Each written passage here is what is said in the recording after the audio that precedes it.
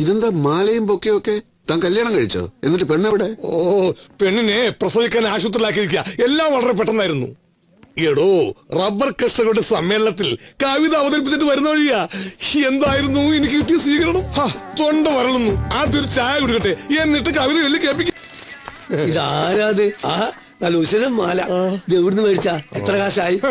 ഒരാളുടെ വളർച്ചയിൽ ഏറ്റവും കൂടുതൽ അസൂയപ്പെടുന്നത് ബന്ധുക്കളും സ്വന്തം നാട്ടുകാരുമാണെന്നാണ് മഹാന്മാർ പറഞ്ഞിട്ടുള്ളത്. അന്യനാട്ടുകാർക്ക് എന്നെ അറിയാം, എന്റെ കവിതകളെയും. അതിന്റെ തെളിവാണ് ഈ ബൊക്കയും ഈ മാലയും. റബ്ബറിനെ കുറിച്ചുള്ള എന്റെ കവിത ചൊല്ലി തീർന്നപ്പോൾ സദസ്സിൽ നിന്ന് ഉയർന്ന കരഘോഷം ഇവിടത്തെ കിഴങ്ങന്മാരെന്ന് കാണേണ്ടതായിരുന്നു. വേണമെങ്കിൽ ഞാൻ റബ്ബറിനെ കുറിച്ചുള്ള കവിത ഒന്ന് ചൊല്ലാം.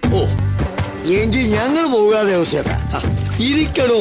സുനാമി ഭൂകമ്പൊക്കെ വന്നിട്ട് നമ്മൾ പിടിച്ചിരിക്കുന്നില്ലേ? താൻ വായിച്ചു പഠിക്കാം. സഖ്യമലയ്ക്ക് പുറത്ത് കോടമഞ്ഞിൻ പട്ടെടുത്ത്